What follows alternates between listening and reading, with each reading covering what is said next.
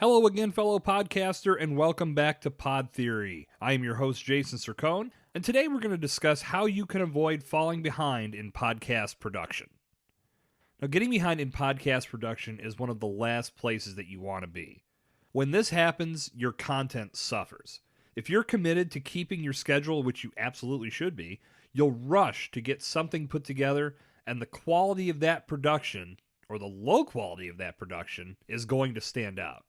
Or you may end up delaying the release of your episode altogether. This will disrupt the consistency that you've developed to that point with all of your past releases, and again, your podcast is going to take a hit.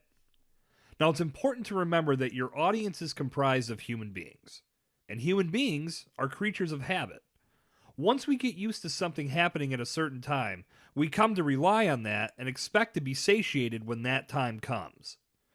Years ago, when network TV was huge, the most coveted time slot on NBC was Thursday night at 9 o'clock. Boy, I'm really dating myself with this, but let's continue. For years, we could rely on NBC putting their best programs in that time slot. Shows like Cheers, Seinfeld, Friends, The Office. There's probably a couple more that I'm missing too, like maybe The Cosby Show. I can't remember when that was on. But nevertheless, those are some of the best sitcoms of all time. And they were all scheduled for Thursday night at 9 o'clock p.m. like clockwork, every single week, consistent as gravity. If you were into those shows, you knew where you'd be every Thursday at 9 o'clock p.m. Today, thanks to on-demand and streaming services, it's a little different. But when you train your audience to expect new podcasts from you every Monday, or every Tuesday, or every Thursday, they get used to it. And when you don't deliver, they may look for another podcast to listen to. If you consistently don't deliver, that's a guarantee. They're most likely going to forget about you altogether. If you keep your podcast production on a steady schedule and prepare your content in advance, you're never going to have to worry about this. Throughout the first 20 episodes of Pod Theory, I've touched on several points that can help you keep your production schedule on point. Jump back to episode 19 where I shared my exercise for keeping your upcoming content list fresh. I firmly believe this exercise will help you, but it's up to you to take the ideas you generate and transform them into living, breathing podcasts. Go back to the very beginning.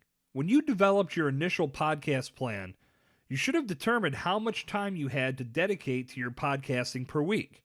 If your time is limited, create shorter episodes so you'll still have time available for editing and promoting those releases. This will also allow you to dedicate time to batching episodes or getting multiple episodes recorded, produced, and ready for release in advance so you're not constantly putting yourself up against a deadline.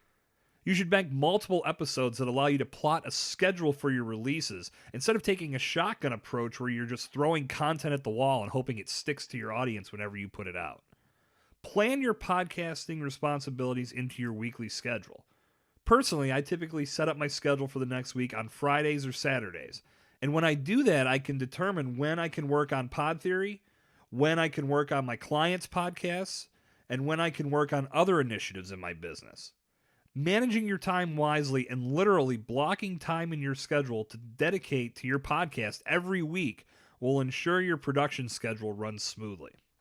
If you do need to plan a break, be sure to announce it on your show, or via live video, or through social media posts, or a combination of all three. Simply state that there won't be a new episode coming out this week or for however long you need to take a break. Now, keep this in mind, you don't want to break for too long, but don't overextend yourself either. If you need a week or two to get caught up, take that week or two and get caught up.